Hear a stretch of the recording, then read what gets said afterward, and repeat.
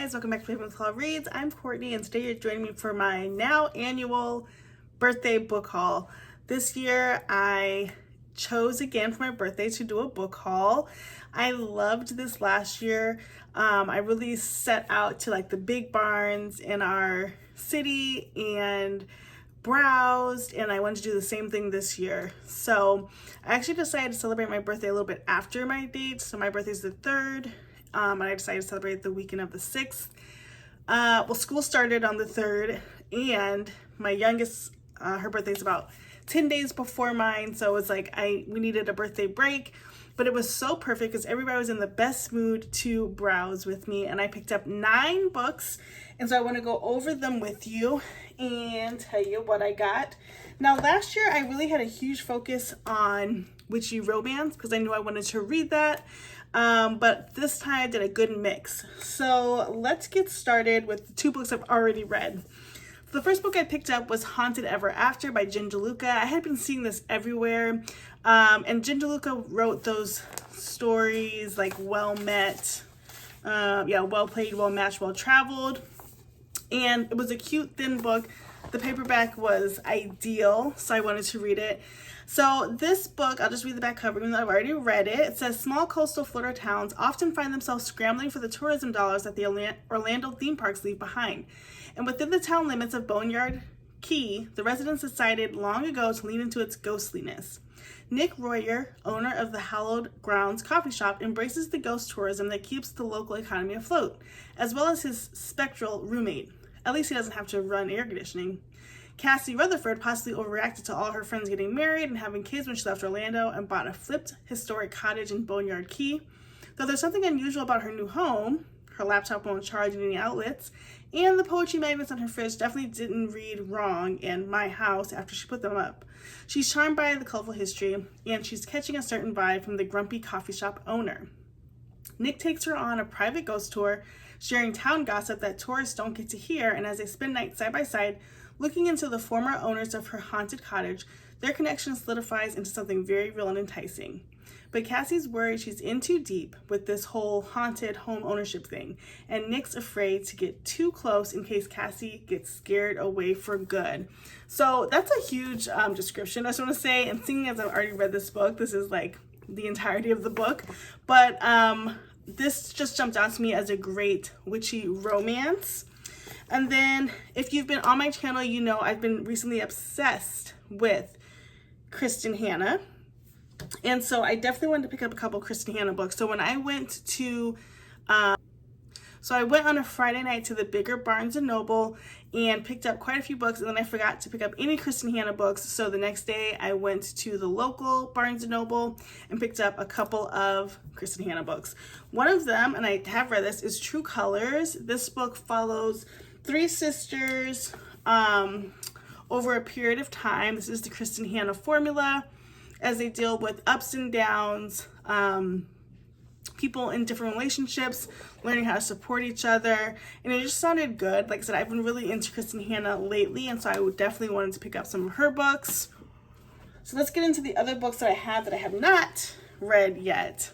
So first I have the book Between Friends and Lovers by Shirlene Obi. I butchered that name, but I loved the cover of this book, and I've been seeing it places. It says, to thousands of Instagram followers, Josephine Boateng is the dazzling Dr. JoJo, and her opinions on health and self-love matter. Her message, be smart, be significant, and do not put up with foolish men. Off camera, Jo's story is more complicated.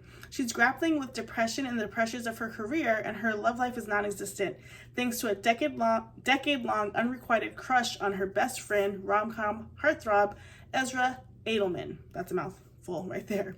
But when Ezra shows up to his 30th birthday party with her childhood bully on his arm, Jo realizes it's time to take her own advice.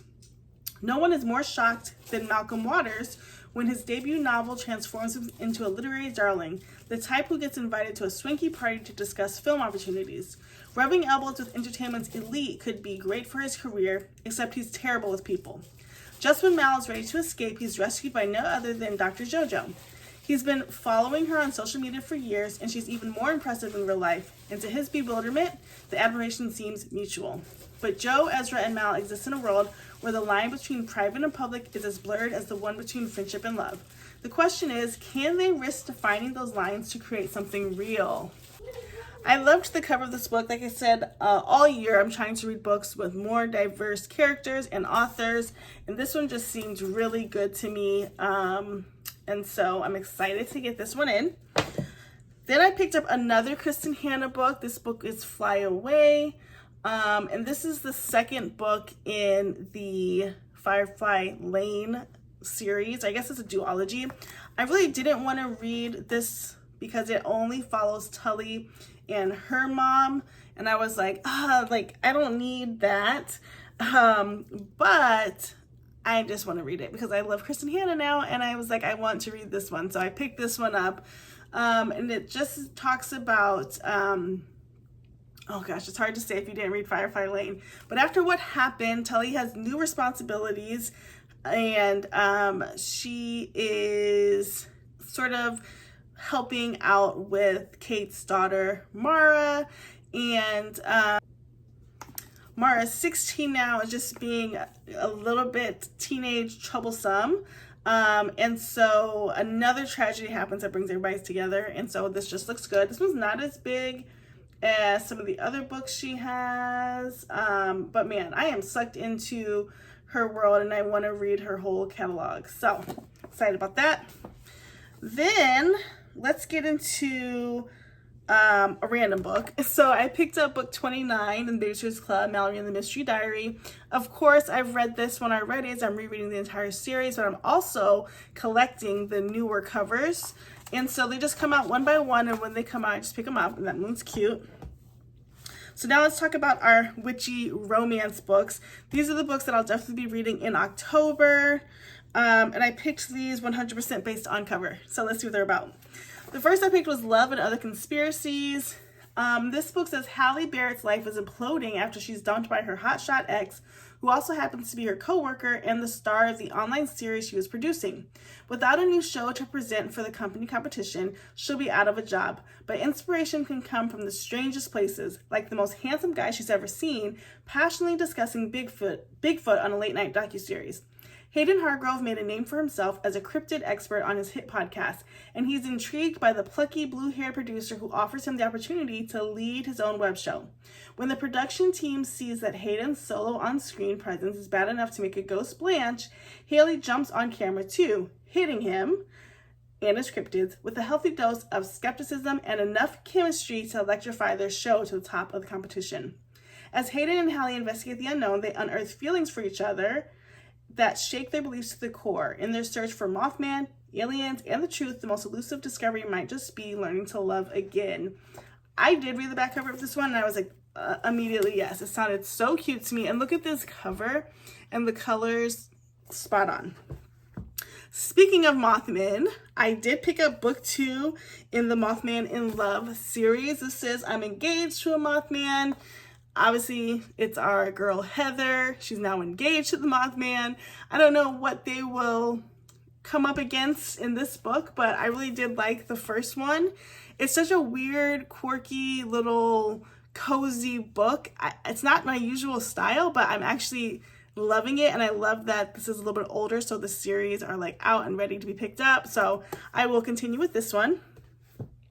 Then I picked up the book Bewitched. This cover is gorgeous, and this is by Sophie H. Morgan. And it says, 6 weeks ago, Leah Turner snuck into a witch high society mass ball and promised to abide by 2 rules. 1, don't draw attention to yourself, and 2, don't talk to anyone. As a human, Leah took a huge risk by even attending and by talking to the enigmatic warlock who had her wanting to rip off her mask. But this Cinderella had to leave the ball before anyone discovered her secret. Gabriel Goodnight is everything a higher family warlock should be. Powerful, responsible to a fault, some might say. Still, before he can inherit his parents' business, he'll have to prove his merit to the board one final time by living among humans without his powers for 3 months. When Gabriel walks into Leah's bar, she immediately recognizes him, but it's obvious he has no idea who she is, and he definitely doesn't know she knows about magic. This condescending, uptight man is hardly the Prince Charming she thought she knew, but that doesn't mean they can't have a little fun. So it looks like they're both trying to hide their witchiness. and it's super cute, so I am excited to read that.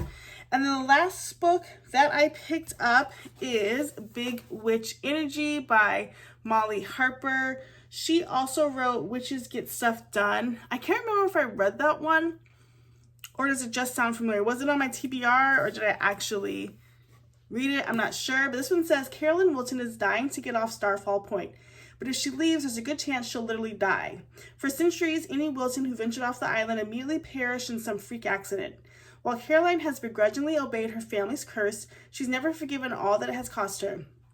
After all, her high school sweetheart left for college and never came back, until now. Although single dad Dr. Ben Holtz returned to take over the med clinic in his heart, he came back for Caroline.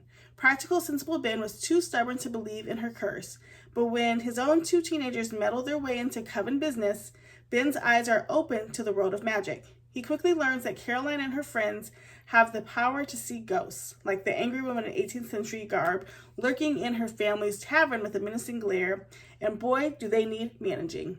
As the witches dig through old spellbooks for insight, they discover the angry tavern ghost as one of the island's most sinister legends, information that could be the key to breaking the Wilton curse and giving Caroline the life she's always wanted with the man she's always loved.